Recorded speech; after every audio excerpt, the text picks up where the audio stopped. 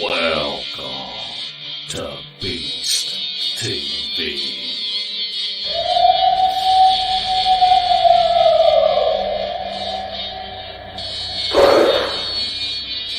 What was that?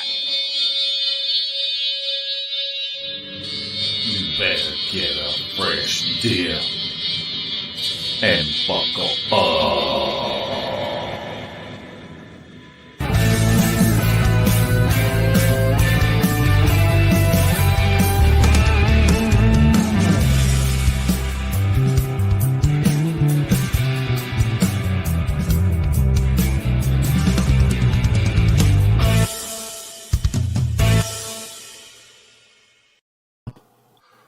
Welcome to the 82nd Beast TV live podcast. We hope that everybody's doing okay. We know that there's been an ice storm that's been moving across the nation. We hope everybody's safe and warm. And we want to welcome everyone in our chat room. If you have questions, hold them towards the end of the show and I will let you know. And put your questions in all caps. And Larry, I was just listening to that intro as we're coming up. I love that guitar part that you added in that intro. It needed that. It needed that. Oh, yeah. I'm just such a great guitar player. Well, it's the vision, being able to see that the final product was lacking something. So my hat's off to you. Yeah, I'm going to leave mine on.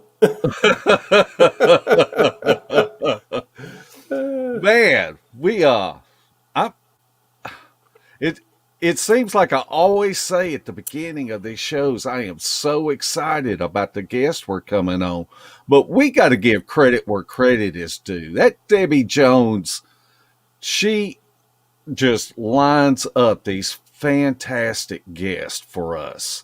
No doubt. And it's going to be a great show. We got some great pictures to show everyone. And so just welcome everybody, whether if you're watching us live or watching us afterwards. Wow, we just hit 100 people in our chat room. Ooh. That is fantastic. Yeah. Probably podcast number 5, we'd be lucky to have 25 at the end of the show. Well, they're not here to see me or you. They're here to see Leo. And that's okay by me. Well, I tell you what, why don't you go ahead and introduce Leo? All right. We've been wanting Leo on this show for a while. I mean, he's got some of the best evidence out there. He's just recently written a book. It's called Sasquatch Family Ties. And Leo Frank is our guest tonight. How are you doing, Leo? I'm getting by, boys. I'm getting by. That is good. That's about all we can do. Pretty much. That's all I hope for. Well, Leo, before we get started in all this, why don't you just tell us a little bit about yourself? Well, I grew up on the South Mountain, and it mainly up there, ghosts are the big deal. It's not you really have to get into families' business that they don't want to talk about in order to get anything on this subject, but they'll talk about ghosts, ad nauseum. So it's you're 10 minutes out of town, but you're in a whole different world out there. So and then I moved from there into a military town, traveled all over the country in my teens, hit some cities, couldn't stay there, had to come back to the country. And when I did, that's when I ended up in this whole crazy Bigfoot mess. So to make a long story short, there you go. Well, Leo, tell us what got you started in the Bigfoot realm. What happened to you? Actually, I didn't have any interest in this kind of thing at all. I was on my way to a friend's house on the way up the mountain, and all of us back in the day, we would, rather than take the road, we'd walk up the brook. And so I did that, and I got up to the first waterfall, and I thought that I was looking at the back of a bear. And so I started to just slowly back away, and then the bear stood up on two legs and turned around and looked at me, and the rest is history. That's I can't. What went through your mind? Not necessarily after when this happened, but as the days and the weeks went by afterwards. Because it takes a Uh, while for the brain to process what you saw. I think the difference for me was immediately I knew that what I saw was a hairy man. It wasn't like I had no prior, interest, so I didn't have the gorilla mindset. I knew that what I saw was a hairy man, hair covered man, and I went from the immediate shock to uh, denial to trying to find out what this could possibly be, because it just didn't make sense. There was nobody told me anything in school about this. You know it, it changed everything, and I uh, I had to find out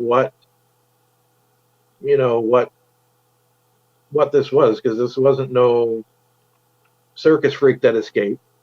It wasn't an ape. It wasn't a gorilla, but I had to know what it was. So, from that point, what steps did you take to try to figure this out?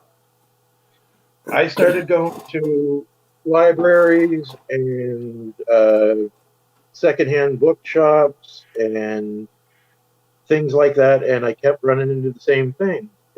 What I'd read in these books, which were mainly children's books and science fiction books and things of that sort. But when I did find anything, because it was actually my uncle that said, it sounds like you saw a Bigfoot.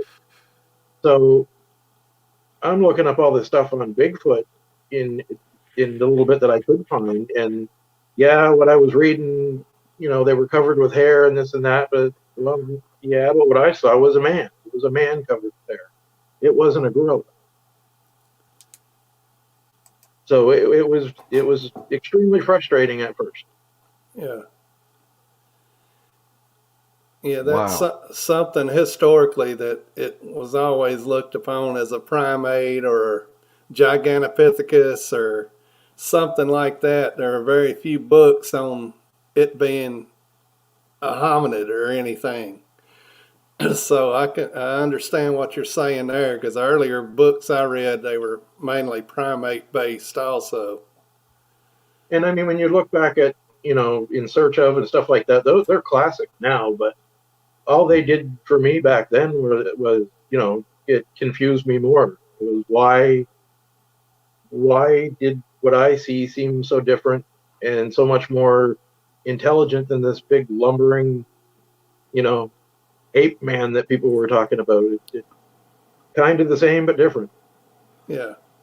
Tell us a little bit of detail about what you saw, facial features, or did anything stand out in particular? He was built with other ones years later. Big and bulky um, is the thing that really stood out. But with him, he was only about 6 foot, but he was cut, man. He was like bodybuilder cut, as opposed to power lifter size. Like he was really cut. The hair on his arms and around his waist and legs it was quite a bit longer than what was on his chest and abdomen. So I was able to see. a lot of detail as far as his stomach muscles and just absolutely huge neck muscles. And his skin on his face, for one that I would say now was only 17, 18 years old, maybe, um, his face looked very weather worn, like around his cheeks where there was no hair. It looked very weather worn. So um, I had no idea then, but I would say now that he was probably, a little younger than me, so probably 16, 17, maybe 18. But yeah, very, very cut. And this sighting happened in Nova Scotia? Yeah, Or on the South okay, Mountain, Nova Scotia. all right. And So they have some harsh weather around there, especially in the winter, don't they? It is, and it can be, but I mean, it's not. It's not like further up north in Canada. We don't all live in a. It Yeah. can get bad. Well, we just went through a little ice storm here in Tennessee, so that's rare for us. So whenever it gets below freezing and ice or snow here, it's amazing to us, and it's probably a weekly activity there. I don't know, tell man.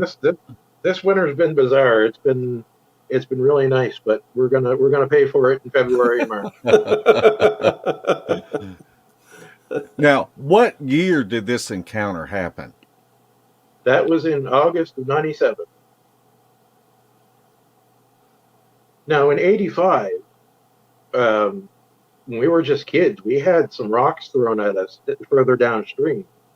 But again, Bigfoot wasn't a topic. We had two channels. There was Yeah. we had no exposure at all to any Bigfoot conversation or anything like that. So we thought it was someone from up at my grandmother's down there messing with us. But looking back now, we know what it was, but back then we didn't. Right. Now, when you shift gears to becoming to searching for this animal out there, tell us how you went about going from Bigfoot not even being on your radar to coping with what you've seen to the decision to go out in the woods and look for him. At first, I wouldn't go anywhere near the woods, but the more that I read and everything like that, and every time I'd walk by that path, I was like, "Damn, I gotta go and I gotta see." So um, I went with what I read in the books. Went with what I would see, like some friends from town, if they had cable, we'd see the occasional special on cable and stuff like that. So I went in hooting and hollering and thumping on trees and all the usual stuff. And um, I got, some reasonable results, a few trackways and things I couldn't explain. But there, for the first 10 years, it was a lot of wasted time. So I mean, no time in the woods really. I mean, is wasted. But as far as results, I needed another sighting, and I wasn't getting it. Not with those methods. I wasn't getting.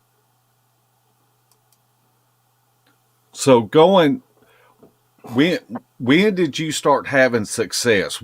When you started tweaking the way that you were going out in the woods searching, When what I moved to when I moved to northern New Brunswick in 2007, um, it was that's when I decided I had to change what I was doing. And luckily, where I would go to buy my back when I used to drink, this is pop by the way, not booze. Um, I used to go and buy my beer and my cigarettes over on a nearby reserve. So we were outside one night having a barbecue, and we heard a vocal. And from the shows and stuff like that, I knew what that vocal was. And the people that I was with, they said that this isn't the first time they had heard that. It was a scream type of vocal. And I went to the reserve and I said, I started talking to the guys out front, and I said, I know these things exist, and I know you know they exist. So what do I do here? So we went from the front of the store out back, and we pulled up a couple milk crates, and we sat down and started talking. And they grilled me. They were like, "Why do you want to know? Like, what's your intentions if you were to find anything or anything like that?" And I said, "Man, I just want I just want to learn. I don't want to be the guy, and I still don't. I'm not going to be the guy. None of us are going to be the guy that are going to be the that's going to get the ultimate proof. It's not going to happen." So, once I had them comfortable, they literally walked over to the window, pointed, and said, "Right over there," and that's where I went. And so I decided to try gifting, and that's when things started to pick up. They started to pick up within months. What kind of things were you gifting? At first, I started off with apples and pears and canned tuna. I scrapped the canned tuna right away and just stuck with the apples and pears. So, because too many things were coming into, Right. everything else was coming in to get into the tuna. You could spell that stuff for miles if you're in. So,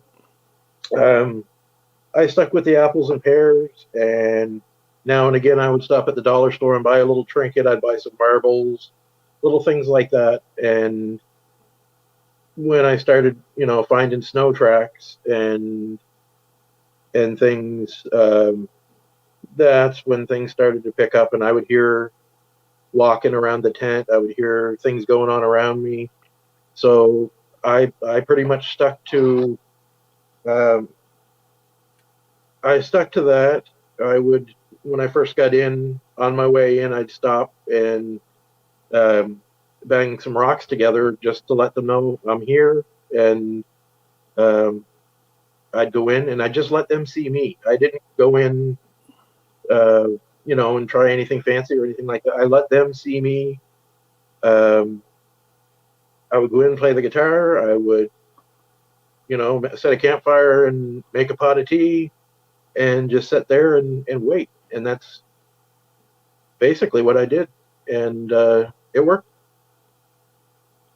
So you choose to go with natural type foods and not chocolate cake or donuts or stuff No, like that. no, that bugs me when people do things. They don't have dentists. I mean, Right. that's Yeah. there's a difference between gifting and baiting, and that's to each their own. But that's not my thing. Right. Because really, I mean, they're not. It's you're going in and you're offering a tribute. It's not. You're not.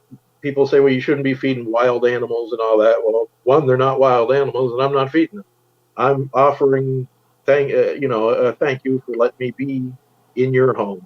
It's like when you go to visit someone on a Sunday, you bring a box of cookies with you and or a cake or something. It's what you did back in the day. So that's basically what the idea is behind that. I can That makes understand sense. that. Yeah. Now you shared with us some pictures, and I would like to pull these pictures up and let you tell us a little bit about each one. And this one here was absolute. Let's see. Let me go back, and I'm going to have Yeah, to go pause. back.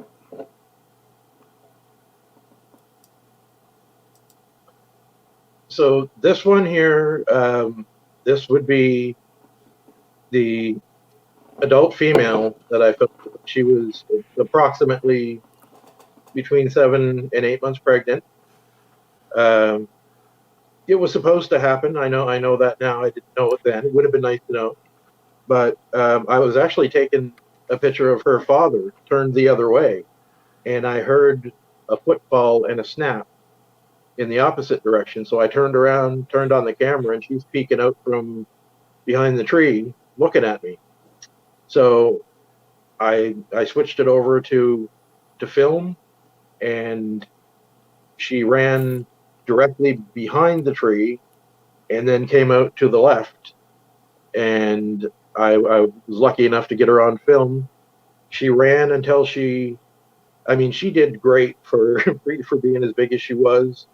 Um, when she ran out of gas and turned her back on me, that's when I figured, it's time to shut this down and give her some space. Because I mean, I didn't know a lot about them at the time and about this particular family, and I had her father behind me. Now she's pregnant, and I've got her father behind me. I'm panicking. I'm in a bad spot. So yeah, when she turned her back on me, I said, "All right, that's enough." And so I shut everything down for a couple seconds, shut it off video, went back to camera, and gave her some space. I did follow. Um, when I felt that I had given her enough space, I just kind of crept up and turned it back on camera, and accidentally, and found out later that night that I had actually filmed a young one in the bushes ahead of me while I was looking for her. So it was a scary situation, and once everything was all said and done, I ran out of there probably as fast as I've moved in a long time. I know What now I wasn't in any danger, but at the time I didn't know that. talking about being in between them. I mean, that's just like being in the woods, and you wouldn't want to come in between a black bear and her cubs. No, And sir, you do not. it is a bad spot to be in. It could have potentially been really bad, and that's what I thought at the time. Like, I got to get out of here. This is nuts. This is too much in one day. I don't know what's going on. I mean, I wouldn't even go in this area for the first 4 years. I wouldn't cross the creek and go over to that area because I thought it was off limits. And this is only a few visits over into that area when all this is happening. So yeah, I freaked out. There's no other way to put it. I freaked out. Okay, these pictures here, why don't you start with the left one? That's Ashfia. That's the one that was there in the bushes. She wasn't supposed to be there. Um, she got in a little trouble for that little trick. But yeah, I didn't even know I filmed her until that night. I was talking to Nancy, my research partner, and I said, "You're not going to believe this, but the video that I thought I had nothing in, there's someone there." And so we kind of sent it back and forth and looked at it, and that's a little one, and she was right in front of me. And the other two pictures in that group there, that's some of her artwork, actually.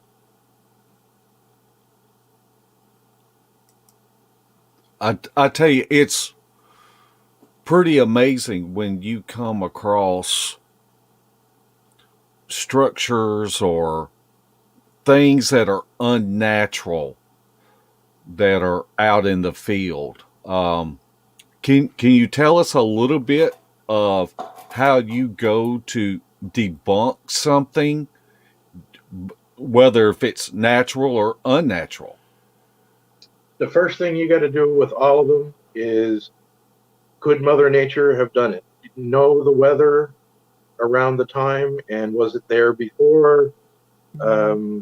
You have to rule out Mother Nature immediately. And if it looks like a lot of the arches that they make in there, people say, well, weather can do that. And yeah, weather can do some of those, but weather doesn't take things, bend them over, put rocks on top of them, another log over top of that overnight when the weather's been cleared. That doesn't happen. That's very true. Yeah. And I mean, the one over on the far right, that fits together. That thing fits together like a perfect puzzle. That didn't just accidentally happen. There's Yeah. no other people that go in there. I've never found another human track in Area 2. I've never found anybody else's tracks but my own. That didn't just happen. That's really good whenever you can go into an area that you can eliminate humans out of the equation. Well, it makes everything a lot easier.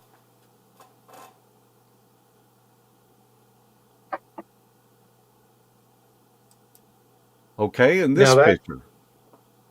that's Cass. That's the one that I filmed in a tree. I was in actually on that day. I was in filming some structures that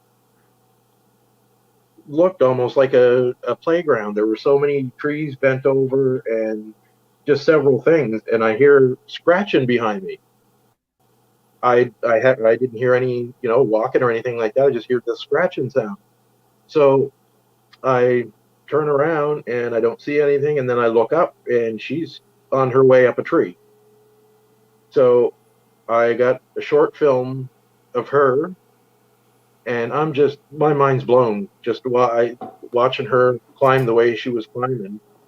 And then I get 4 loud knocks behind me, and as soon as I heard that, it was okay, it's over. And I've been asked a million times, you're a damn fool, why did you stop filming? No, I'd have been a damn fool if I didn't pay attention to those knocks and got my head ripped off. Yeah. Uh, I know someone that witnessed one climbing a tree. Can you give us any type of characteristics in the way that it climbed? She had her legs wrapped around the bottom of the tree, and she was using her arms one at a time to pull herself up, and then she would pull her leg up one at a time. That's that's the first time that I've asked you that, and I didn't even know anything about it. But that really sounds similar to the witness that I talked to. He said that it was almost like someone in the Pacific Islands that was climbing a coconut tree to get a coconut. Kind of. Yeah, and actually, I mentioned that in my book. Some of the people that you know say the things that they say. Oh, you've got some guy in a deer stand in a monkey suit and all this and that. No, the film shows what it shows, and you would have to be. She climbed like she was a lumberjack in a lumberjack competition, and nobody could do that, not without you know the proper equipment and all of that. And there was, I mean, the film's very clear exactly what she is. And it also helped that I did end up getting her pictures and stuff of Right. her at other times too. So And do you think, Leo, that you built up trust with them by gifting them, that they allowed you to get this close to them, to get these pictures and videos? I think it was more. I think a lot of times what they do, I think they take the gifts and give them to the young ones. I think they appreciate it, and I think they appreciate the way that you act when you're in the woods. Um, it comes down to it's a matter of letting them see you. If you go hunting them, you're killing your chances. If you let them see you and watch you be respectful, uh, it really increases your chances. But it's a matter of it is a matter of trust on both sides, and they'll test your trust. They'll do things to kind of spook you every now and again, but um, it's more or less letting them see you, and if they feel that you're interested, then they're more than happy to interact. Now this is one tribe that I'm talking about, and I know that people run into the not so friendly kind, and I did in 2019. So they're not all good, and they're not all. What I'm aiming for right now is to get more evidence that we're dealing with more than one species here, because these guys couldn't possibly be more kind and friendly to me than what they have been.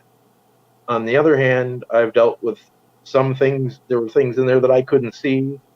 Some things that I have seen when I took my girlfriend in that were very animalistic in the way that they acted and the way that they looked. that didn't want me there at all. They got a kick out of what they did to us, and it wasn't the same. It wasn't my guy. It wasn't this family. Um, they had actually gone in and smashed a lot of things that this family had made that were, probably 30, 40 years old. So you got to be careful, because a lot you don't know, especially when it comes to communication and stuff like that.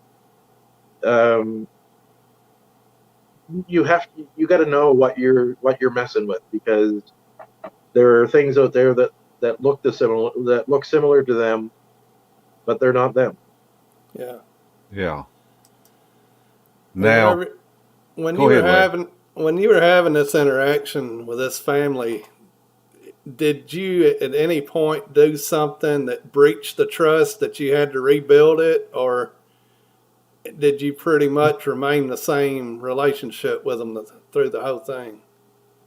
Not with this family, but in northern New Brunswick, which is actually, I found out years later, is actually within the same family. The two families are related by one mate is related to this family here in Nova Scotia. So what happened there was, there were people that wanted to come in with me, and normally I was okay with it, but I had someone from my family, and when I say this guy is a dirtbag, that doesn't even come close to scratching the surface. He's just a rotten individual, and he just kept nagging me to take him in. I'm like, you know what? Just to shut you up, I'm going to take you in. Hopefully, we'll find some track. We got out of the truck, and we didn't get 10 feet down the path, and we got such a scream that he dropped to the ground in the fetal position. I had to carry him back to the truck. It was about 5 hours later before he could speak a word. Yeah. So Ooh. yeah, that wasn't good. It wasn't directed at me. It was a not so gentle reminder. We don't want him here. Yeah. Don't make the mistake of bringing him back here. Now, I took my father in, and it was great. And they just loved him right away. Right away, they could. And I mean, he's been a hunter all of his life. He's killed hundreds of deer, but he did it respectfully. And so they can pick up on things right away. Whether you want to look at it as psychic or just a sense they have, whatever. But they know. They know what a person's intentions are.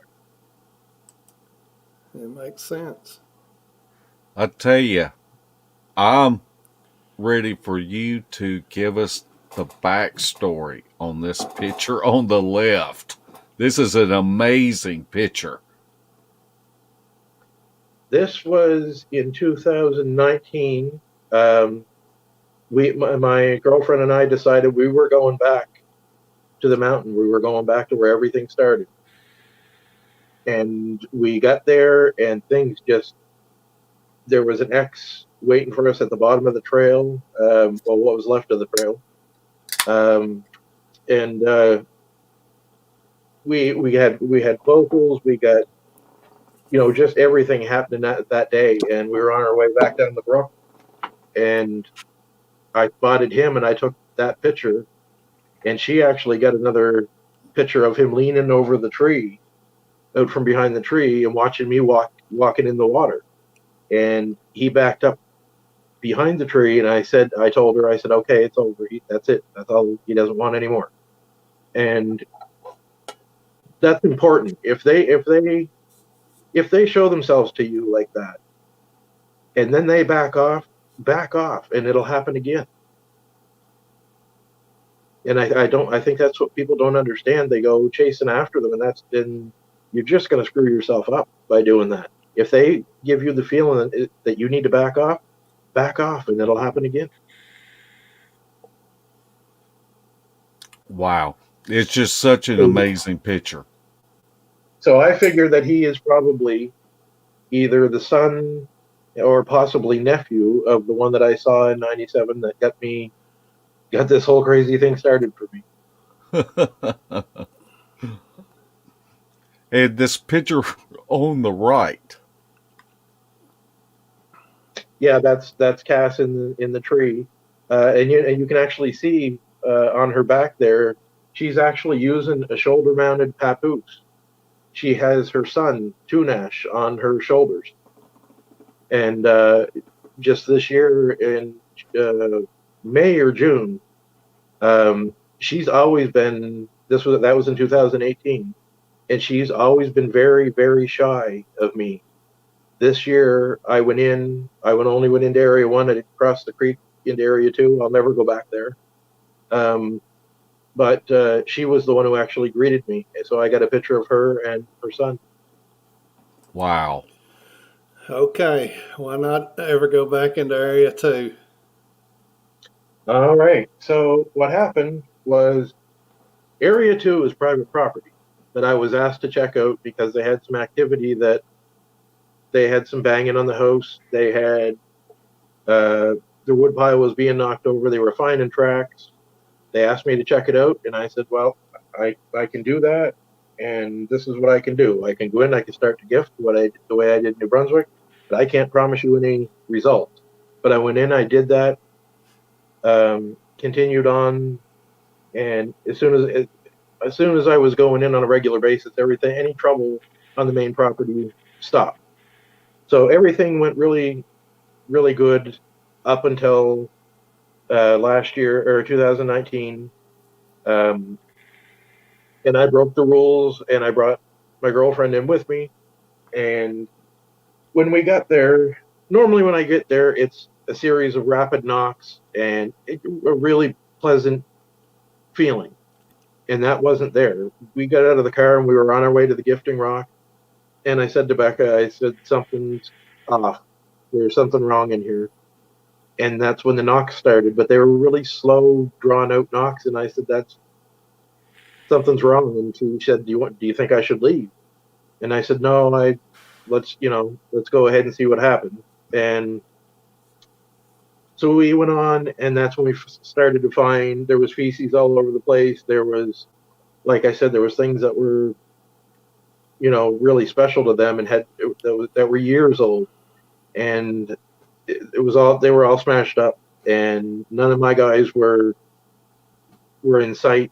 And the two that we saw in front of us were doing the rocking back and forth kind of thing that you hear about in the more animalistic ones. And I said, yeah, like she was excited that she was getting her sighting, but I said, yeah, that's not them. And again, she says, well, do you think we should get out of here? And I'm like, no, I got to see what's going on. So we went on and found more stuff smashed up, and we knew that we were being followed. And I told her, I said, there's one place I want to go in and check a place that I always go. And I wanted to go in and check because I could see a little bit of green in the pines. So I wanted to go in and see if there was a structure being built. And there was a fresh tree that was broken off and drug in there, a fir tree. And I told her just head straight out the path, and I'll be back out in a second. Don't go too far ahead. I was in there for 1 minute and 8 seconds. I came back out. She was gone. And she says she walked straight out and headed back out to the car. Now, where I was at, I should have been able to watch her walk away for at least 10 minutes. I got out. I got back out onto the trail. She was gone. So I thought, all right, well, maybe, because I had told her about the field where I would stop and eat my lunch other days when I would go in. Maybe she's sitting down there waiting for me. So I get down to the field, she's not there. So the heart starts pounding, and so then I headed straight out to the car. I got up by there's a wooden gate there that as a property boundary. I got to the gate and I yelled as loud as I could yell, and I mean I could see the area where the car was, and I was screaming as loud as I could, and nothing. So everything starts spinning, and I don't know what the hell is going on. I can't find her. So I run back, go past where we were. I'm running in the other direction, out toward the lake, and we were separated for a full hour. And when I did find her, I went back out to the car to call 911, and she was there at the car, sitting on a stump. And I said, where the hell were you? And she said, I've been sitting right here. I said, I was just out here. I've been running around the woods for an hour. I was actually mad at her. She had done nothing wrong. We lost an hour in the woods. I can't explain that. I'm not going to try to explain it. But I had a picture on my phone from Area 1. We weren't anywhere near Area 1 that day. But yet there was a picture on my phone from Area 1. We lost a whole hour. It's absolutely impossible for that to happen, but it happened. That's why I won't go back to Area 2. Something happened that I was gone for an hour. She wasn't gone. I was. But yet I wasn't. Wow. So I've heard of that type of thing happening.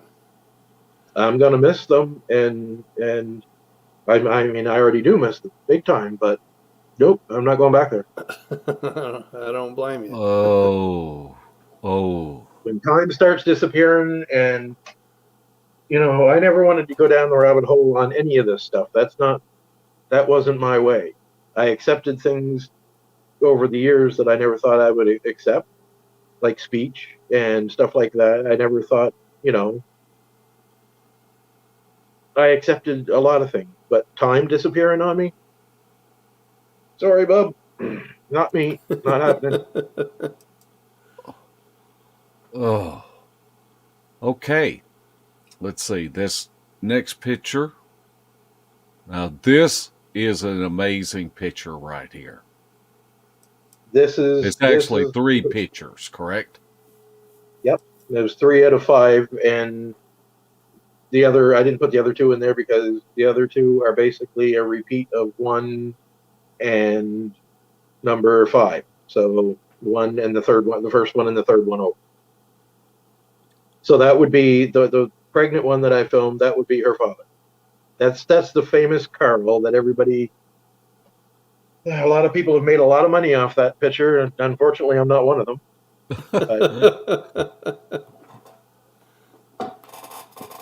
Wow. You could just sit there and just stare at that picture.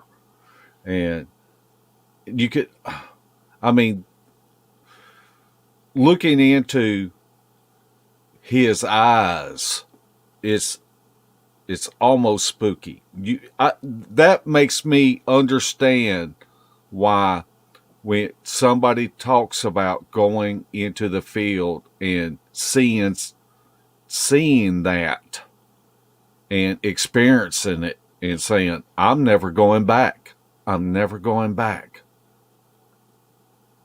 I don't blame them. That could have easily happened with the first one I saw, but I had never. I've seen muscular ones. I've seen the big bulky ones. I've seen a female that looked almost identical to Patty, except she looks like Patty with love handles. But I had never seen anything like Carl. He is unique. He's one of a kind. But then his brother looks like Gabe Kaplan. So, Leo, what was going on whenever you took this series of pictures here? Actually, I had been interacting with him for about 4 years before I actually got these.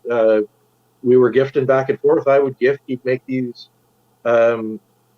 arches, and he knew that I liked them, and I would speak as if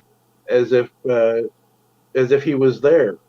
And it with the first time when you start doing that, it feels weird. You're standing in the woods and you're, you kind of feel like a jackass at first because you're trying to have a conversation with something and you don't even know if it's there. You could be talking to a tree. So it feels weird at first, but you get used to it. And yeah, it was 4 years before I got these pictures, or even a real decent glimpse of him. There would be little black, zoom here and a zoom there, but this was my introduction, my face-to-face introduction with Carl. I was actually packing up to leave. I had gone in. And gifted earlier in the evening. Went home, crashed for a bit, packed a lunch, and went in and pulled an all-nighter.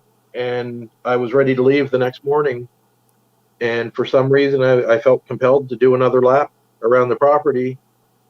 And I happened to look over at the root ball, and like, that looks like a face. So I start moving closer, and I took the first picture on the left there at about 15 feet away.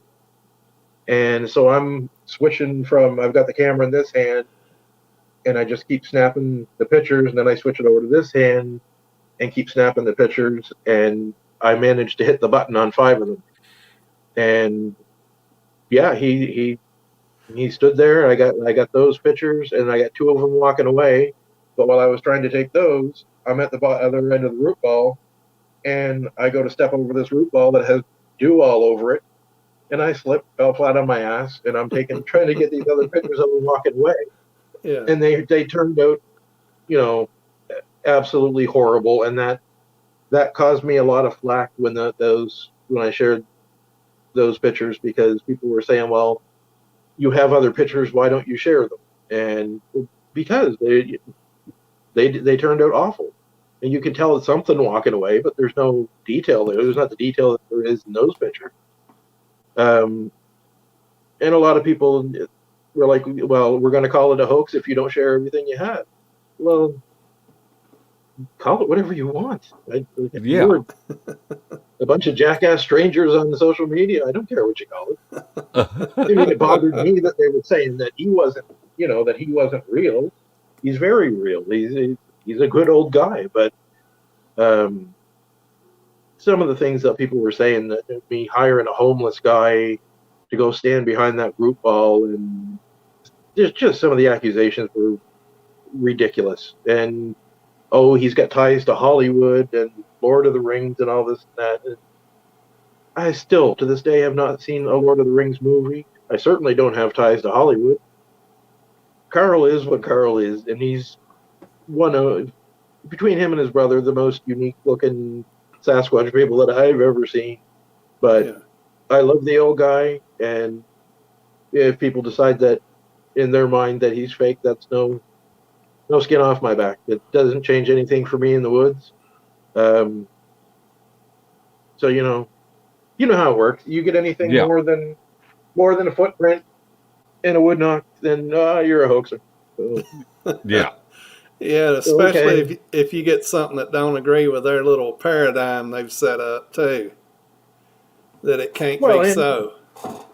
Well, I mean, I understand when people have sightings, especially the ones with the longer hair and the different build and stuff like that, that if that's what they saw, then they're going to assume that they all look that way. Or we know for sure Patty's real in most people's minds, so he doesn't look like Patty, so he can't be real. I'm sorry to tell you, but I'm now in the teens of the ones that I've seen, and I've seen one that looked like Patty. One. So, read other reports. You're not going to find a whole lot that look like Patty. So if you're going to dismiss everything that doesn't look like Patty, you need to retire. Well, that's very true, and humans don't look alike. Why would we expect for boogers to look alike? Because that's what all the experts tell you. That's what all the they're the world's luckiest monkey. So that's what they tell you. Well, the key word was experts, because I haven't met one yet. Neither.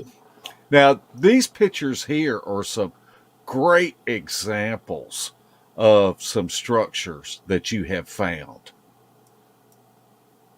These ones I think get dismissed a lot. I think a lot of people find these. I mean, the middle one, that's not going to get dismissed. That's survived now 3 winters. That should have blown over. That should have been destroyed a long time ago. that's still there. So, but the X's that are actually on the ground and kind of raised, people walk by them and they're not paying any attention. They're looking for the big X's and they're looking for the really big structures and stuff like that. But there's a lot of these around and people are walking right by them. I've watched Bigfoot TV shows, which I'm going to keep my opinion on those to myself, but where people will actually walk by these and they just dismiss them. Like you didn't even see that. Like, how did you miss that? Okay. We've got this next one coming up. Now this one here, I go in every time I go in. I go and I look at that. I believe that this has to do with their religious beliefs. When I asked about their religious beliefs, and yes, I did ask, and I was told. And what I was told was, we worship a creator, but not your holy book. Now, I believe that this is a place where they go to do whatever it is they do. I don't go and try to encroach on that. I'd love to see it sometime. But again, that's an area too, so I never will see it. We won't go back. Do you think that their belief is more of a First Nations people type belief? Absolutely. Okay. I think when it comes to that, and I don't mean any disrespect to any natives anywhere, if it wasn't for them, I wouldn't have gotten any answers. But I think what we're dealing with certain tribes here with Sasquatch is they are the original natives. And again, I don't mean any disrespect to any natives, but they are the original natives. This here is give us some background on this tree boat right here. This one, I think, and it's just my opinion, I don't know because I didn't see it being made, but I think this is probably an example of the younger ones being trained to do some of the markers, because it's made exactly the same as the large ones made by the adults. It's just on a smaller scale. And again, something that people are going to walk by. They're looking for the really big one. But you know, I mean, this here is, I think that one was 3 feet high, right at dead center. So people are going to walk by that, and they're not even going to notice it. And if they do notice it, they're not going to pay any attention to it. But if you look and you see how it's actually held in place, again, Mother Nature didn't do that. Right. How was it held in place? I think this one in particular was tucked under either under a rock and then had the rock placed back on it, or because I have two really similar to this in roughly the same area. One was tucked under a rock and had the rock placed back on it, and another one was tucked under a log. Leo, from what you understand and what you've observed, what's the most significant structure to them that you see? What do you look for that you know you're in one of their core areas or whatever? I don't think it's any one in particular. I know a lot of people put in a lot of emphasis on X's and things like that, and there's, of course, you have to look for those. Those are always a good sign, but X's are a little harder to rule out because trees can fall, but if they're at a perfect angle, then it's worth a look. But look for some more things like what we were just looking at, but on a bigger scale with an X added to it, and you're often going to find that near water. There's ones, and I think I sent you guys some pictures of one near the swamp that the end of the X part that's added to it, it points toward water. Now, I don't know if that's actually what it means or not, but that's the common denominator there. Okay. And this picture here, these glyphs. Oh, is that Now your this is, gifting rock? yep, this was actually gifted back to me. I have no idea what the writing means. I haven't got a clue. We researched it, and a lot of what was left there, it has a lot of similarities to Oriental writing, and some of it, like this, I mean, I don't have a clue. And they left me the shells, so I still have the shells in my bedroom. We keep them in the dresser beside my bed, along with all the other gifts. But I don't have a clue, and I told them, if you got something to say, just say it, because I'm not catching on to this stick thing. So if you have something to say, just say it. That would be me too, Leo.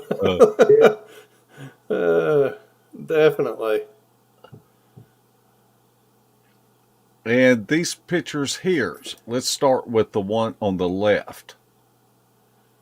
The one on the left, I think, and that's another one that happened over 2 days when there was no wind to do that. I'm thinking that those two are the height of Carl's brother, and the larger one is the height of Carl's brother, and the smaller one is the height of Ashfia, the 9-year-old, the one in the bushes. So why they felt the need to make a monument of it, I don't know, but I admire all the stuff that they do like that. And the picture on the right. That is the biggest shelter that I've found to date, and that's what spurred me to do the study of, because with this shelter, it slowly this is mainly pine trees all around them. So that's what started me to do the study of them actually bringing in trees from other areas, setting them up that way, and then when they were done with them, methodically in over 2 to 4 weeks, taking them down, but not just taking it down, taking what it was made of, taking it out of the area. So I actually photographed and filmed over the weeks that this was taken down, and within a month, that was gone, completely gone. Wow. And everything that it was made out of was taken out of the area, and I'd never found it. Wow. Leo, what do you think the purpose of that shelter was? Was it a birthing shelter, nursery? I think with that one, and I did do a short recording of it. Every time I find one of these that can be used, whether it's going to be used by just a single one for maybe a hunting shelter or whatever, they all end up having a really good view of an open field or a really good view of a hunting area. So I think what we have with those is, I think they're temporary hunting shelters, and I mean this one even had a canopy on it. That one there was really amazing to find. Okay.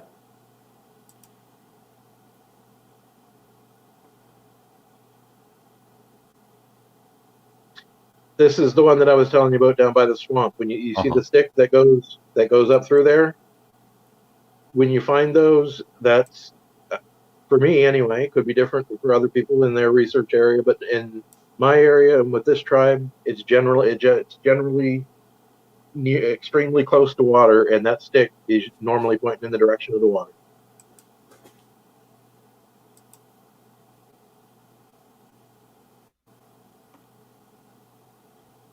This is part of that structure within a couple of weeks. Wow. They very slowly took it down and took everything that it was made out of away. They didn't do it all at once. They did it over about 4 weeks. Do you have any theories of why they might have done that?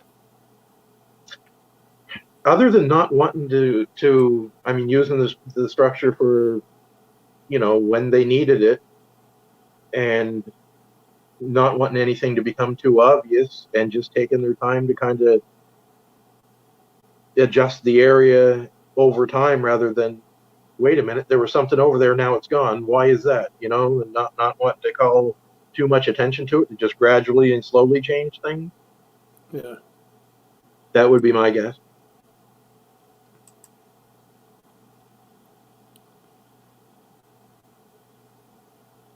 And again, with this one, I haven't got a clue what it means.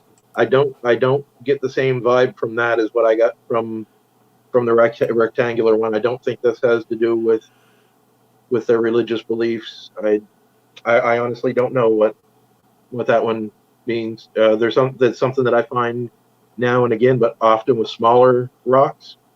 But no, with that, I really don't. I don't have a clue. And I think that's the way with a lot of things. Sometimes they're just decorative, and that's it. Yeah. Let's see. I believe that's the last one there. And see, the thing is that what I have found out is they've got, with this tribe, they have a certain area.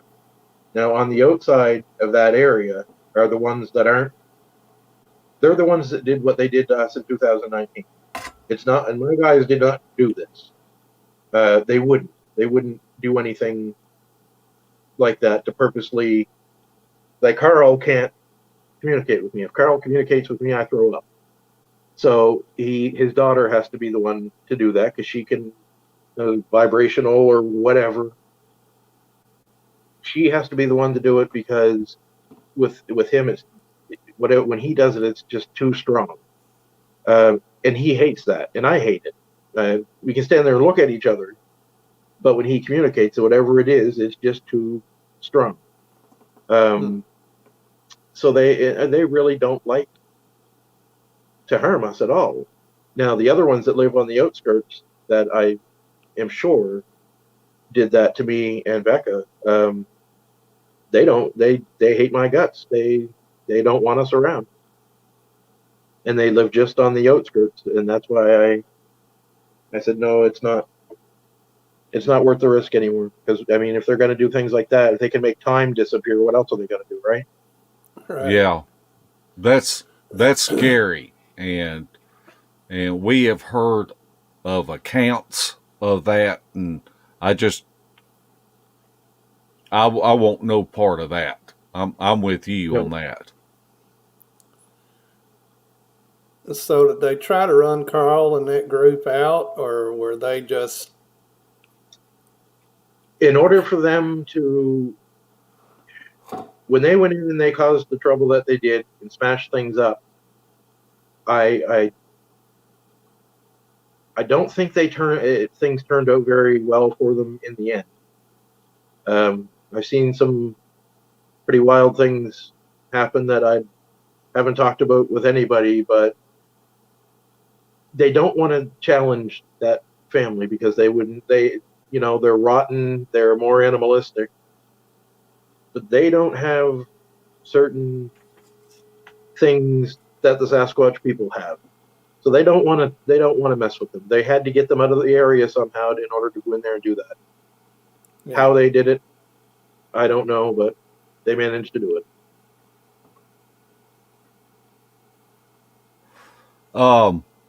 Tell us a little bit about your film footage on the Travel Channel with the paranormal caught on camera. I believe it was season 3. Season 3, and I think it was episode 1. Biggest mistake I ever made. Elaborate, please. Well, I had a friend that contacted me, and God love him, he's a great guy, but he said,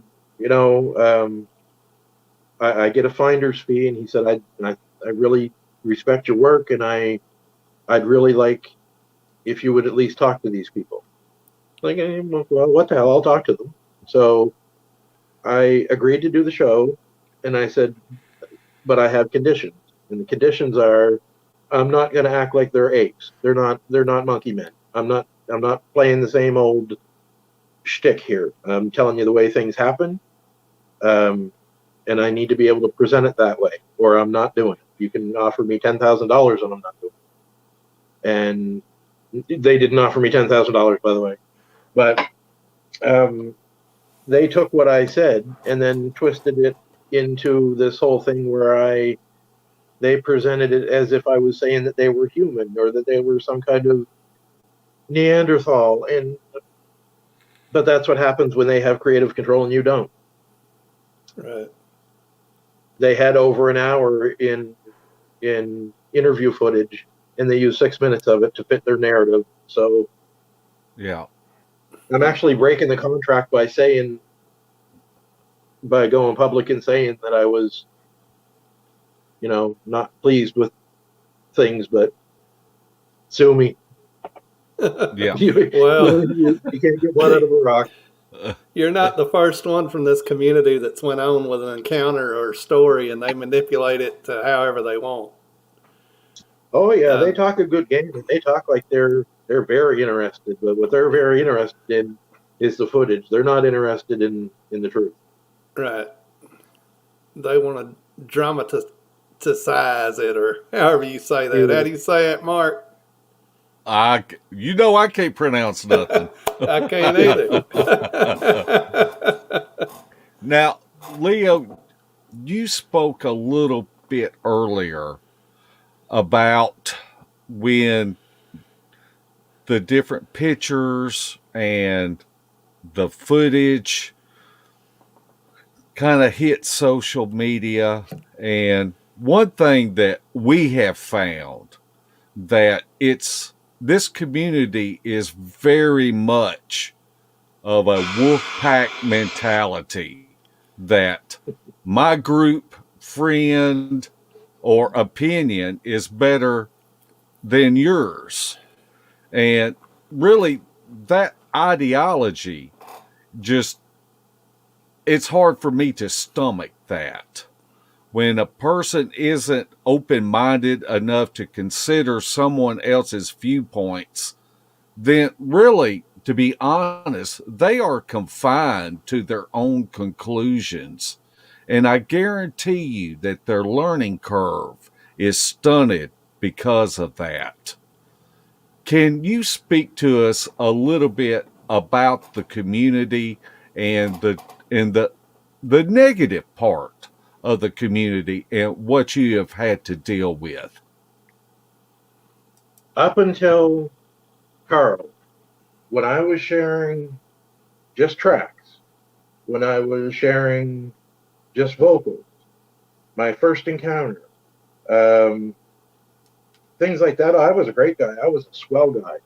But the minute that you get anything on film, the minute you get any good vocals, and you guys know about that, unfortunately, the minute you go and get anything beyond what people have been spinning their wheels for, 53 years now, the minute you go beyond that, you become a target.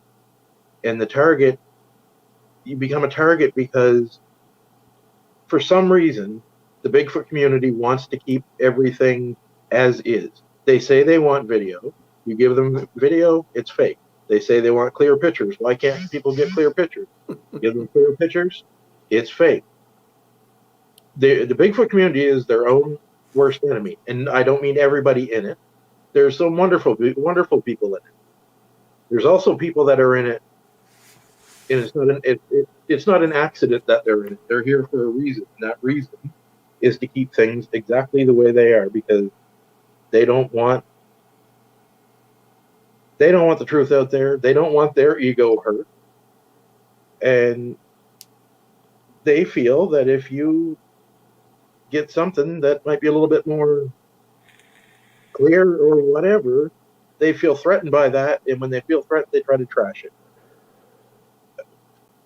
Things got really, really now. I mean, I actually had one idiot that actually stalked me for 3 years just to prove a point that the Carl pictures were taken over multiple days with multiple cameras and all this and that.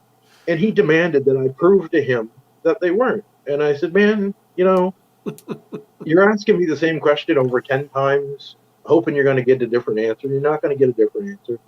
You ask me about this in 50 years, you're not, I won't be alive in 50 years, but 30 years, hopefully, you're not going to get a different answer. So when people act like that, if you act like a jerk, I'm going to treat you like a jerk. If you have a question, I'm more than happy to answer any question.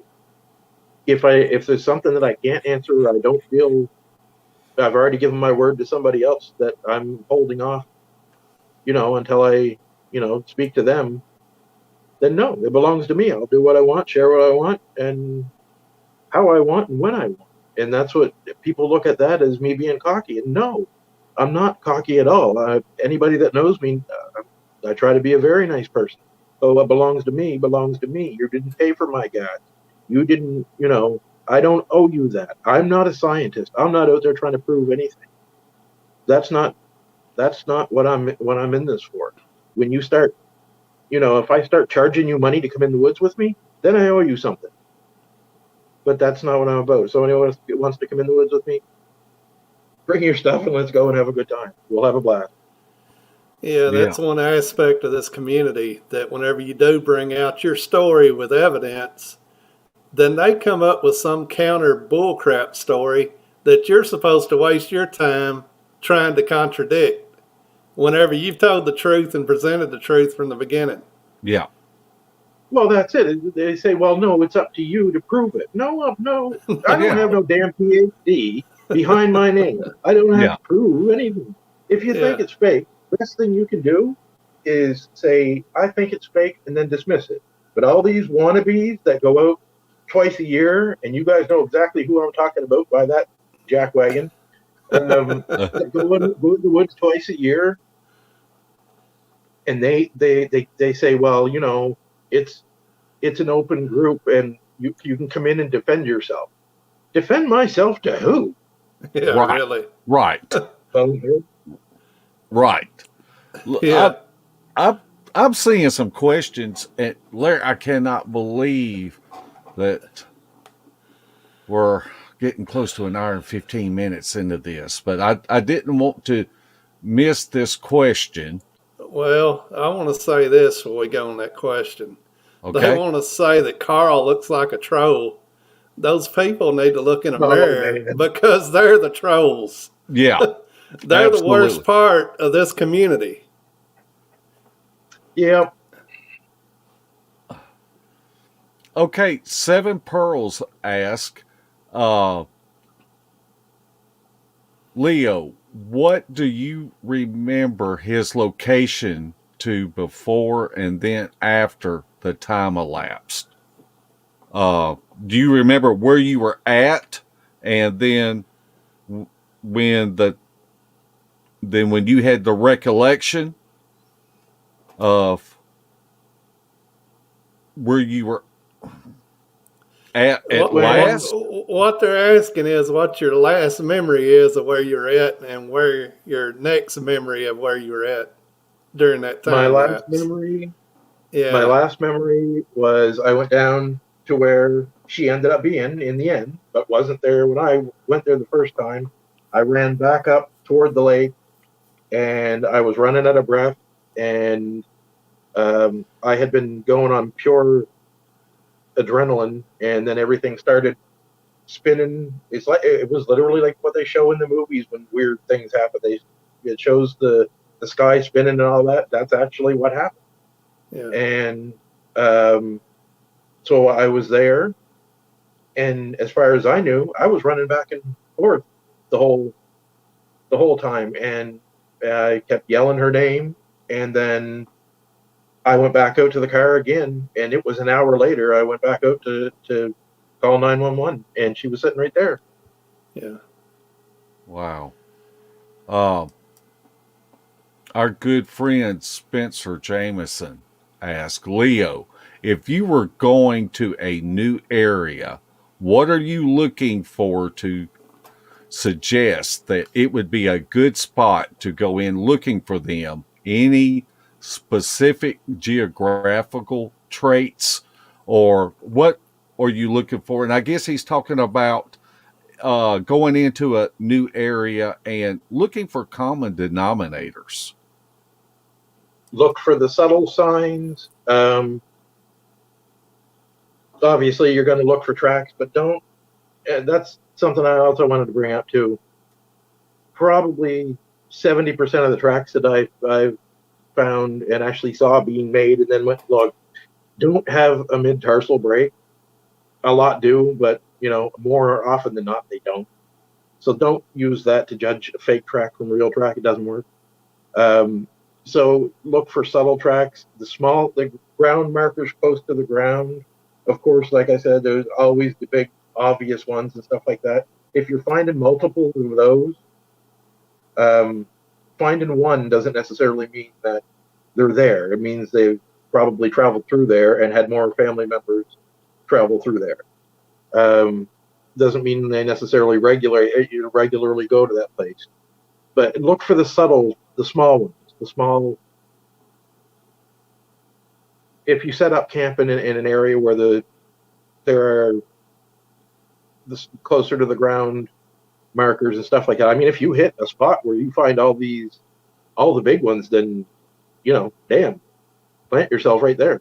Yeah. And just keep going back. Whether it takes months or a year, just keep going back to the spot. All right. Dwayne Ayers asks, Leo, have you ever had a Bigfoot follow you home or even came into his home? No, not into my home. I will tell you something funny that happened. But again, I didn't see it happen, so I'm not making any more claims than what it was. But I lived in a house in town at the time when this happened with Carl, and I went out one morning to check the mail, and I had one of the little black mailboxes that flip with the flip top. So I went out to check my mail, and I've got this big greasy handprint right above the mailbox. Now, I put my hand up to it, and okay, maybe the mailman stopped to tie his shoe or something and just leaned there, but it was me wanting it to be something else, and I'm not saying that it was. I'm just saying big, huge, greasy handprint right in the middle of town. So if they did it, I don't know how they did it, but it was there, and I couldn't scrub the damn thing off. So basically, the next time I went in, I said, if you guys did that, don't. I can't be explaining giant handprints to my landlord.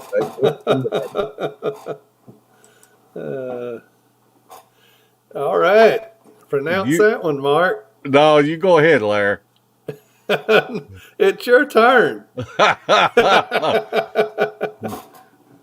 I'm just going to say, Sasquatch asked if the opportunity arose knowing that you would not be coming back, would you go with them?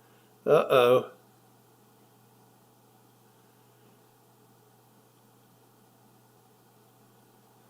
No. Yeah, I wouldn't either. Well, I wouldn't want to be one of their wives.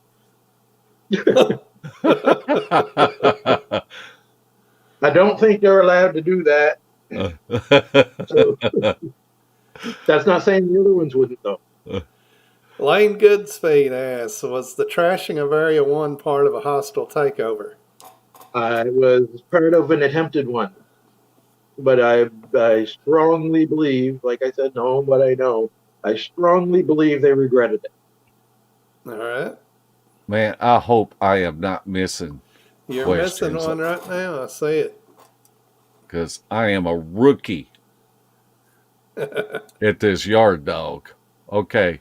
Audrey and Jamie. Leo, was Carl aware that you had such a clear and detailed picture of him? Yeah, well, if he wasn't, he became aware of it within, I don't know, 6-7 months, because I actually printed him off a real clear picture and put it on the gifting rock. So he became There you aware. go. Huh. What, did they have any kind of reaction to it? I don't know what they gifted back 4 black rocks, and I thought at the time maybe that meant there was 4 of them, but no, there's more. So Huh. I don't know what the meaning of that, but no, they took the picture, so he Yeah, knew. that's pretty cool. Yeah. And speaking of gifting, we had our friend Jeff Townsend and Patrick Noble put something on our gifting rock. So Uh-oh, steak dinner. yeah, steak dinner. So thank you. Now, D asked, have they ever written on your vehicles? You see, Written, no. or let's just add handprints. Have you ever found Handprint, handprints? handprint, yes, but not writing. But I'll tell you something else that did happen now that you mentioned vehicle. Um, I left my phone inside the car, locked car, and the phone ended up. I'll tell you guys about it in a more private setting sometime, but Okay. because I want you to hear it. But things were left on my phone, and I don't know how. I'm not going to say that I do because I don't. But things were left on that phone. Um, it's not possible, but that they were, but they were. They was locked in my car. Yeah. All right. Crypto Watch asks, what is the largest track you have found? Largest. I don't think I've found anything over. I don't think I found anything over 17 inches. Not that that's not big enough, but I mean Yeah, that's probably. Yeah. that's big enough. Definitely. Okay. Now we're getting to the part where we need to talk about your book because we've got it on the way, but I have not read it. And so I would like for you to tell us about your book. It it's basically a chronicle of start from the when this started to almost present time. People had often asked me over the years to write a book, and I don't have the cash to write and publish a book. It's not going to happen. And my buddy Thomas Markham, and now teammate on the crypto crew, um, we were talking one day, and we were discussing another future project, and because I had let him use my footage in Bigfoot: The Legend Is Real, and if you haven't seen that, go see it because it's great. Anything by the crypto crew is great. That's why I aligned myself with them. They're just awesome people. But he brought it up in chat about when we were talking about the project that we're going to be working on over the spring and summer. He said, we got to get you a book. How do we do that? He said, write it and send it to me. So I basically said, well, how do you want to do this? He said, well, do it by email, send the pictures, and I'll look after the rest. But we got to get this out there. So bless his heart. If it wasn't for him, this wouldn't have happened. But it's a lot of the things that people really pushed me to try to force me to answer. No, I'll answer that on my own time and in my own way. And the book is that. Uh-huh. Like, I'm going to remember a lot of the things you guys said, and someday I'm going to answer it loudly. And I've done that in the book. But I mean, there's a lot of research in there too that I basically gave the haters a little bit, and the rest is for people that there's things in there for people that are just getting into this, that want to get into it, and there's stuff in it that for people like you guys that have been into it for years that we can all share, because in an ideal Bigfoot community, that's what we'd be doing. But that Right. community doesn't exist, so we have to do it within small groups. So I think there's a little bit of everything for everyone in it. Well, we're going to. I'm not allowed anymore to put comments before a live stream, but we will put links to the book so that you can order the book. And we encourage everybody. I've read the descriptive of the book, and it just sounds absolutely amazing. And so I just want to encourage all of our viewers that if you enjoy reading, this is a great book to read about this family that has more or less kind of accepted you to come into there and not run you out. And so it's Hey, go to the link and check out the book. are there any other places you can get the book? I can see some people are saying that Amazon is sold out of them, possibly. Right now, the hardcover that just came out is it's coming up as unavailable because there had to be some adjustments made to the cover, but that will be back up. The ebook should still be available. The paperback should be available. Should still be available, and the hardcover will be back out within a few days. The the ebook, is it just for Kindle or is it Kindle, iPad? Do you know It's offhand? it's for all devices. Okay, all right. Okay. If y'all have questions that you would like to ask Leo, put them in all caps.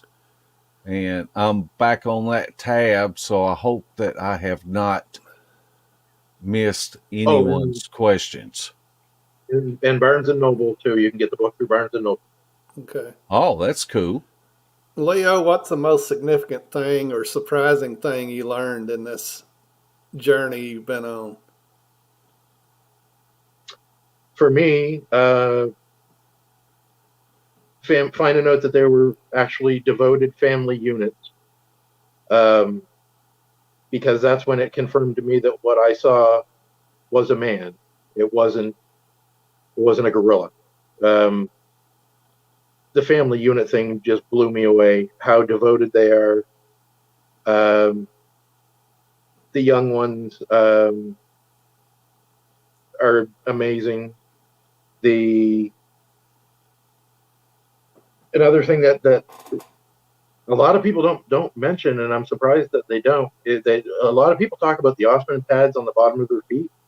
Mm-hmm. They don't Uh-huh. mention what they don't know. They often ask about how do they stay warm and how do they stay cool, and that pad on the bottom of their feet isn't just on the bottom of their feet. They have a layer of a fatty substance, and I've taken my fingers and actually squeezed on it myself on OSHA's arm, and that fatty substance both warms and cools in the summer and the winter. So finding that out blew my mind. Finding out that they had a religious Wow. belief. Oh man, there's several things. Tell Okay. me, tell me about their family structure real quick. It father, mother, do they make the son leave in his adolescence? Anything like that that you know? It's not that they necessarily make them leave, but when they do go out, they're old enough to go out and find a mate. They do, and they generally either go back, come take their mate, and come back to be with either his parents or uh, the females, the mate's parents. Okay. So people talk about the big clans and stuff like that. I don't know what they've got 65 of them in their backyard. I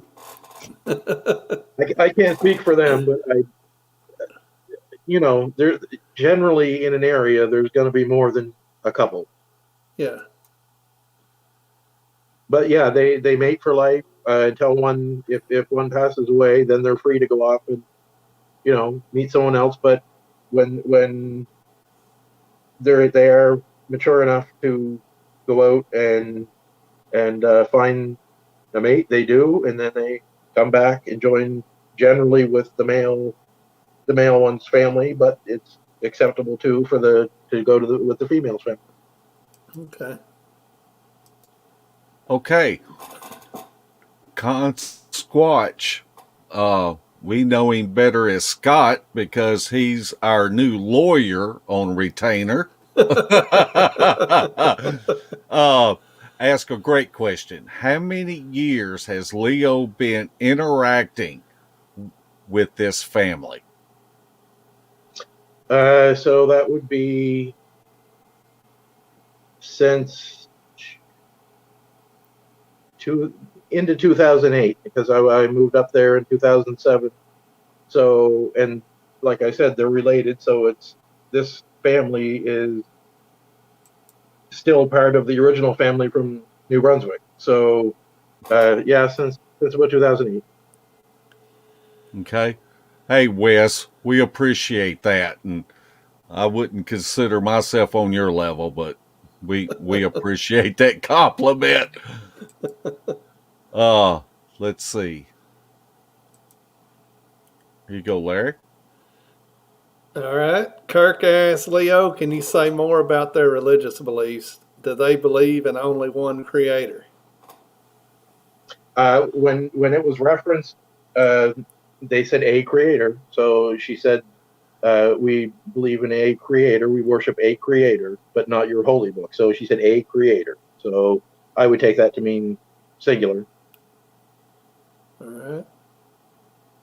Oh, I saw a good one, and then I moved it. Oh.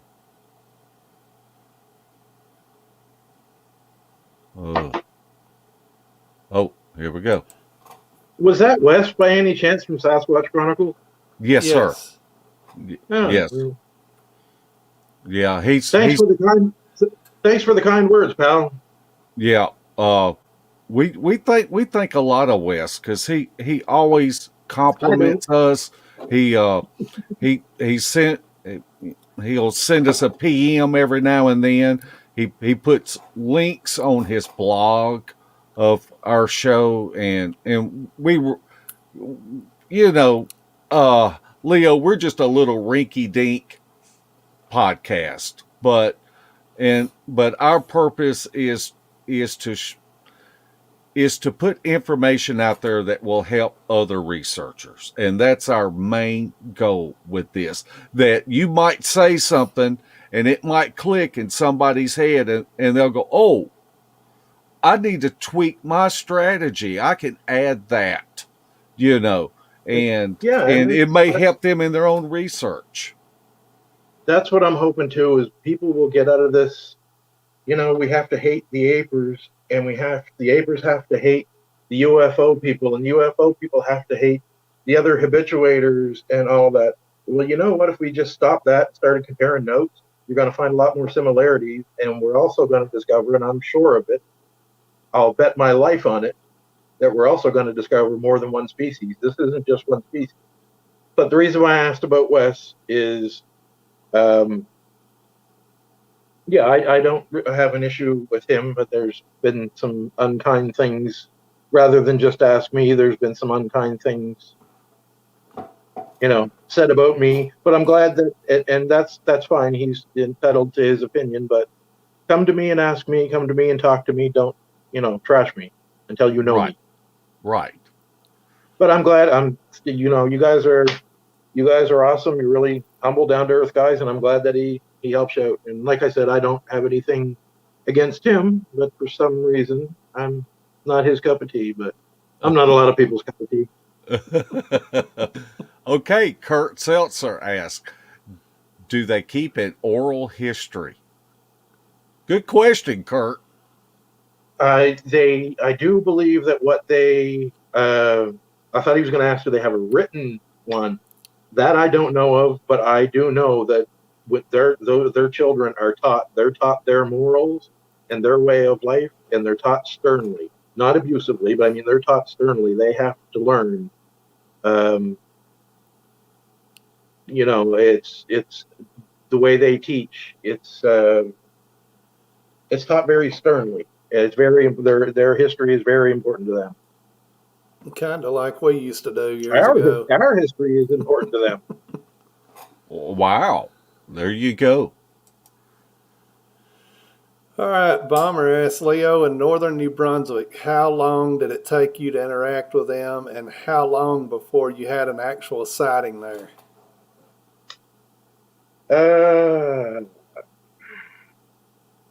It was a matter of months, and it went into spring and possibly into early summer before I actually saw the Wyatt, the one that I called Wyatt. So it was a matter of months. I went in through the winter, into that spring, and possibly into the summer before I actually saw him. He was the first one that I saw. How often did you go out? How often did you go out there? Did you go weekly? I was going. Yeah, I was going. At least at first, I was going twice a week and every weekend. It was okay. And then after the sighting, I made sure that I was going constantly. Anytime that I had off work, I was over there. I was up there constantly, and that ended up to a lot of people don't realize the effect this can have on your personal life. But when you get really into this and you start getting results in that, and you kind of push, your out here life to the side, it can really screw things up. And I did that. Okay. One of our moderators, Diane Fowler. And Diane, we're so glad that you're healing up after that eye surgery. She asked, how did you come up with the name Carl? Was it because he looked like a man? And from that picture, I'd say so. Actually, it was because of the size of his nose. Somebody mentioned I had actually originally called him Bob, because when he backed away from the back of the root ball and started to walk away, his head kind of bobbed up and down a little bit. But when I first shared it, the first picture that we put out with the crypto crew, somebody said because of the size of his nose, he looked like Carl Malden. And I said, you know what? I'm going to take that and I'm going to use it. And that's how he was named after Carl Malden. And his brother, Cotter, is named after Welcome Back Cotter, because he looks like Gabe Kaplan. All right. All right. Our buddy Tony from Fishing Gaming and Guitars, do they bury their dead? Yes, sir, they do. Do they let you know where? Yeah, and it's painfully obvious. So, but that's not something that No. I think I've probably told 3 people, and that's probably all I'm ever going to tell. But yeah, it's so obvious that people are thinking way too hard on that one. Well, that's something that the disrespectful part of this community would go right and jump in the middle of that. Don't. Yeah. As much as they don't want to harm us, and as much as they, are interested in us to a point, don't. Yeah. You won't make it out of the woods. I can agree with that. Okay, our friend Bama Murdoch. Has Leo ever seen the lights as it comes to Bigfoot? If you mean orbs, then I've seen the blue ones, yes, but not anything other than that. I've seen blue orbs. Okay. All right, we're getting close to the end of the podcast.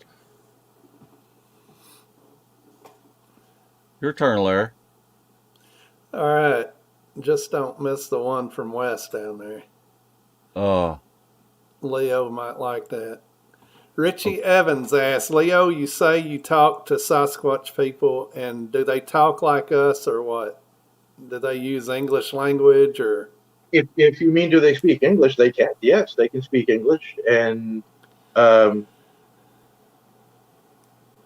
it's almost funny because sometimes their lips curl a different way when they're speaking English. They have their own language, several different languages, depending on the tribe.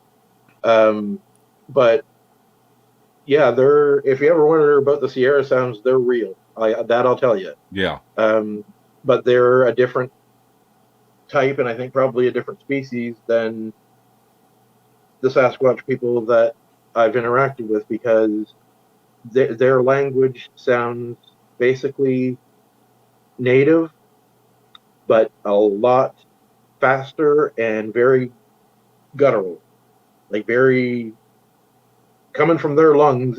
It almost sounds like a growl when it's not meant to be a growl. It's a word. Yeah. So, but yeah, they can speak English. It's wild to watch them do it, but yeah, they can speak English. All right.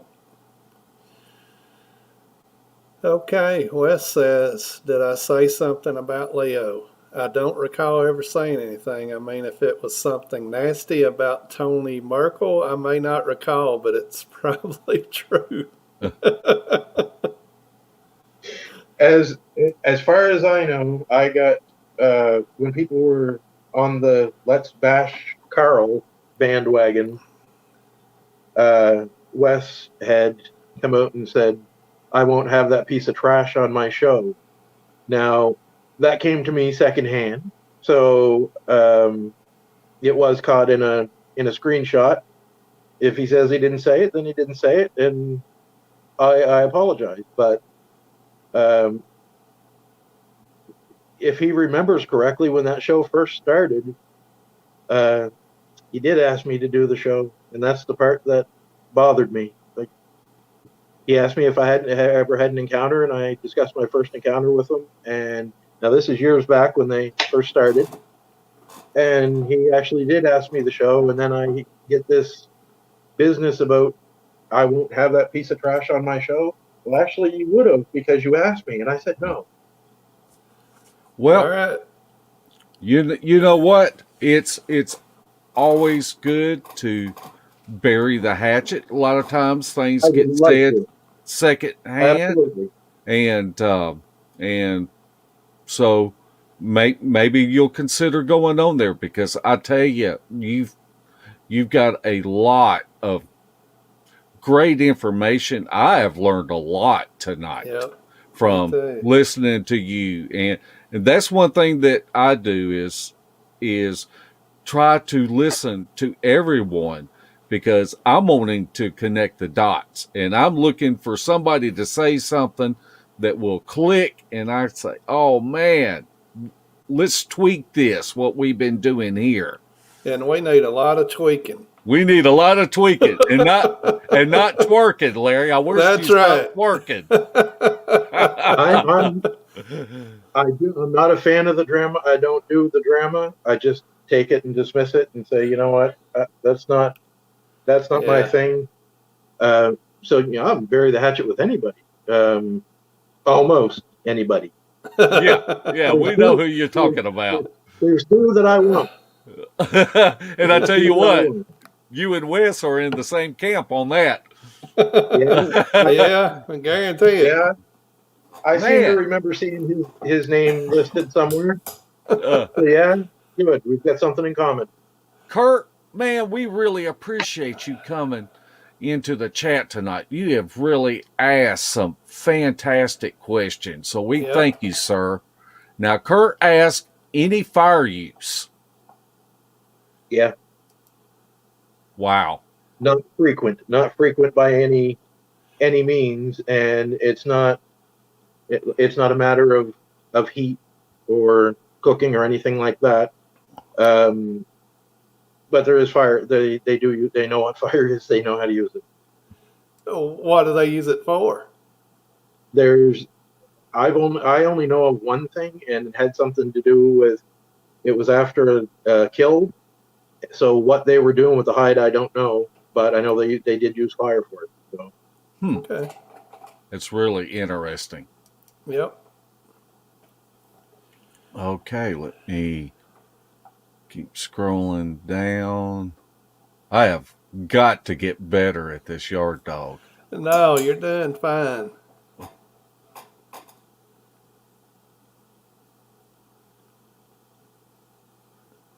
Uh, let's see. Okay, our friend Jeff Townsend. Oh no, not that one. Have you ever seen Jeff eat a bag of Cheetos? Oh, That's not the question, Leo. I'm sorry. Jeff he, I'm asked, afraid no, I haven't. I'm sorry. "Do you know why orbs are different colors and what differences the colors mean?" No, I don't have a clue yet.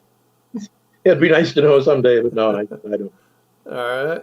okay, I haven't had a chance to pre-read this one. Stacy from Private Eye Paranormal. How, back to the orbs, were they large or small? And were they visible to the naked eye or on the camera? Both. I saw two actually come together like this, and I got the picture when they came together. Okay, Bomber asked a Yeah. great question. He asked, "What do the forest people say are our human beginnings? What do they say They, about our history?" I, I haven't. That's never. Man, you got You to get know, out there and I'm not talk one of those.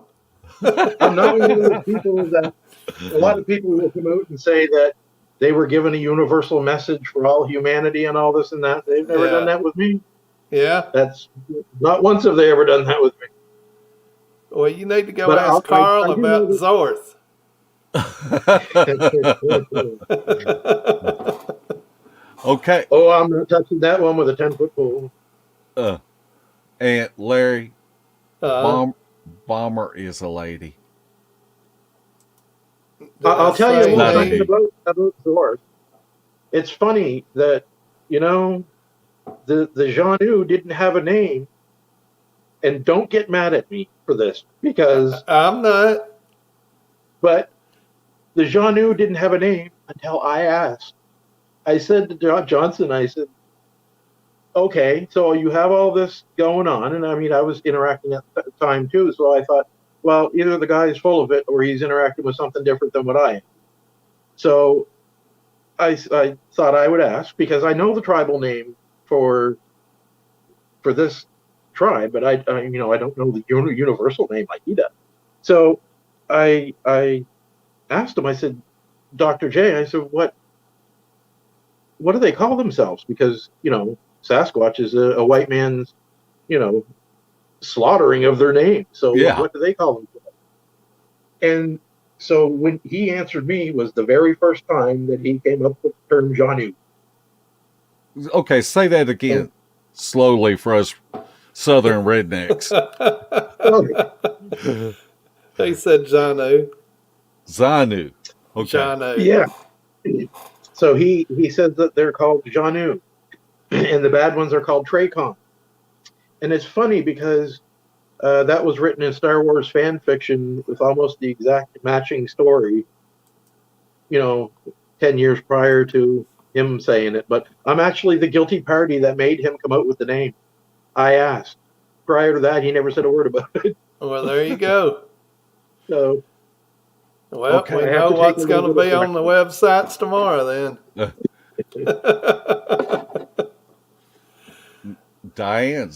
Diana has a great question. Leo, how has your life changed since the day you met him on that path?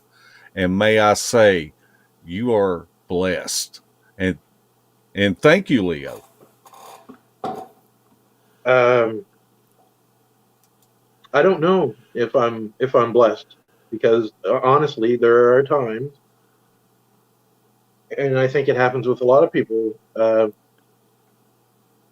You question, do I wish this ever happened at all? And there are some days that I wish that it didn't. but a good percentage of the time, that's exactly what I'll say. Is I've been very fortunate. I've been very blessed, but there are times when I wish that it didn't happen. I wish I had taken the road that day rather than going down the brook. But overall, this wouldn't have been something I would have ever had any interest in. Right. Ghost, yes, because I was exposed to ghosts from as far back as I can remember. But this, no, wasn't my thing. Okay, we got time for 2 last questions. All right. Little Skill asks, can Leo explain how he distinguishes Bigfoot from Sasquatch? I recall he wrote something about that. Yeah, and I know what he's talking about. Bigfoot is a broad term that covers a lot of things. So that's why I say the people in the UFO camp and the habituators, the apers, and all of that, we're not all dealing with the same thing here, but we consider all of them Bigfoot. Yeah. I don't like to call this tribe Bigfoot. I feel more comfortable with calling them the Sasquatch people.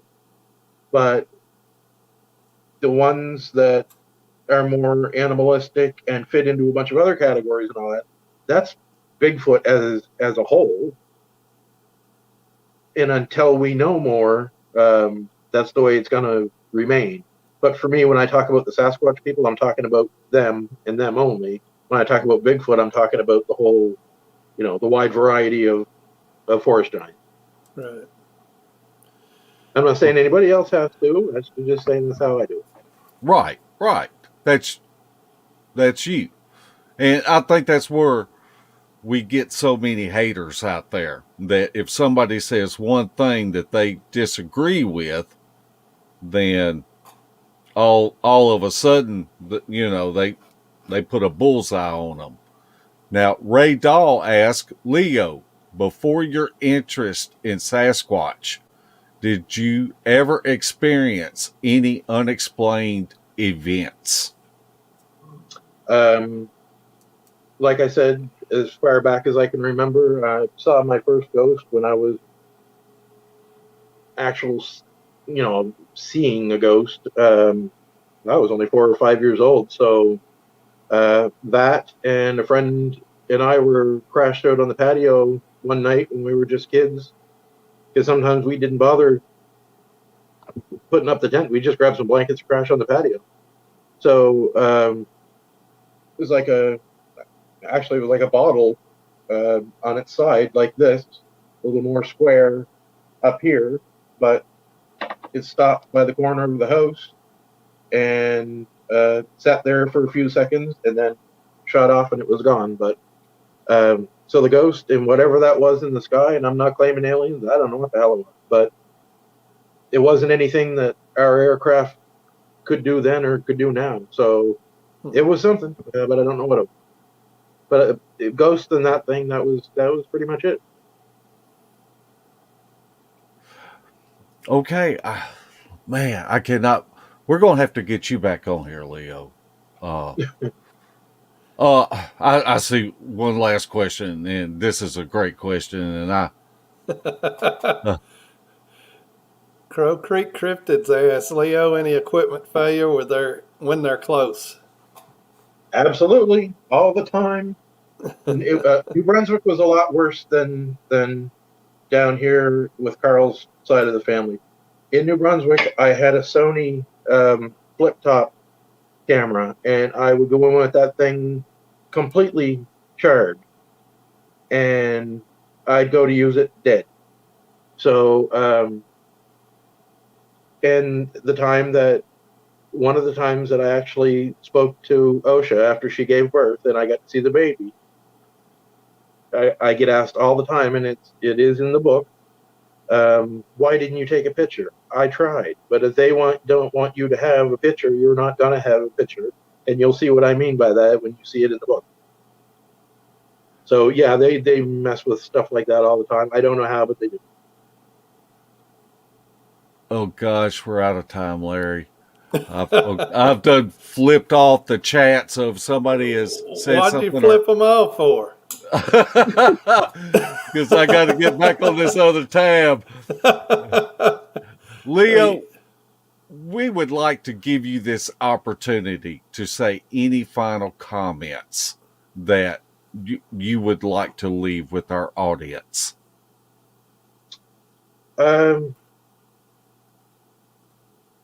Think what you want to think. Be open-minded. Don't go trashing people that have different thoughts and different ideas and different experiences than you. It doesn't make either one of you wrong. Let the nonsense of the imaginary Bigfoot community, let that go, because it's not a community, it's an asylum. So basically, find the right people and make this a good time and learn. Other than that, I have to thank the people that have helped me along the way, and that would be definitely my father. I've said it before and I'll say it again, he's my hero. I've never seen anybody do what that man has done as far as change his life, and I'm so glad that I've got to share some of this with him. My wife, everybody at the crypto crew, my research partner Nancy Marietta, and just humble people like you guys that are willing to sit down and just share ideas. That there's a lot of great people out there, and I really love doing this. The drama, no, I don't have time for it anymore. But so just be open-minded. Don't trash other people. If you don't like what they're saying or whatever, brush them off. Ignore it. That's really good advice. Yep, definitely. Larry, do you have any final comments? I want to thank Leo for coming on here. I know it's not always easy to come out in public with information that you have, the pictures, the video, but there are those in this community that do have open minds, that like to listen and look at the evidence and hear your stories and the facts that you picked up as you went along your journey. And that's what this show is about, to give you the opportunity to share what you know and what you have found out through this journey and experience. And we really appreciate you coming on here and sharing that with us. Oh, you're very welcome, man. Thanks for having me. Well, I want what Larry said, and I want to add, everybody turn into this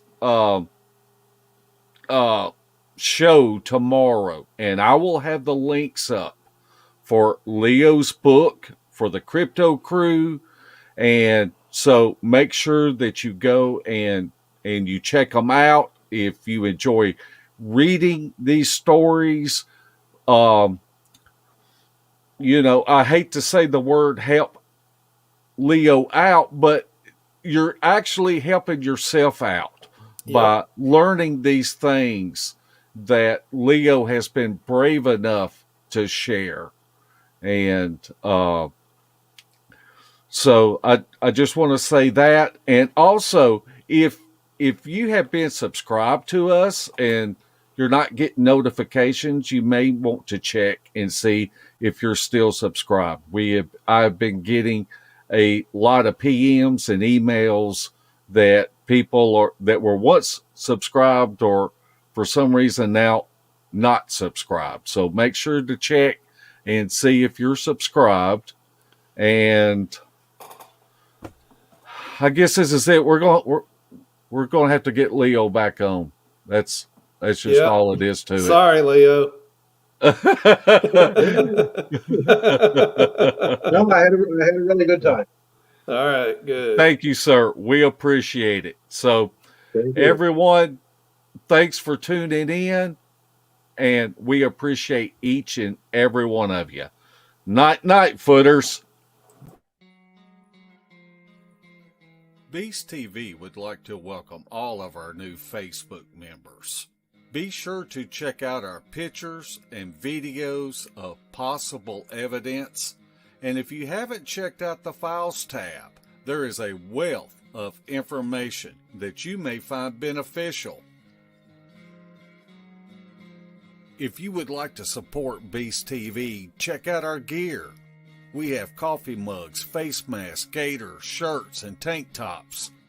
The link is pinned at the top of the comment section. Everything is always marked down 20%, so come check out our junk. We want to thank all of our new subscribers and our faithful followers. Also, be sure to check out our field evidence videos and our sister channel, Beast of the Woods. That's Larry's channel. If you want to help us out, make sure that you are subscribed. Click the thumbs up button, ring the bell, and leave us a comment. We would love to hear from you. Thanks again to each of you for watching, and we will see you again. Same bat time, same bat channel. Night night, footers.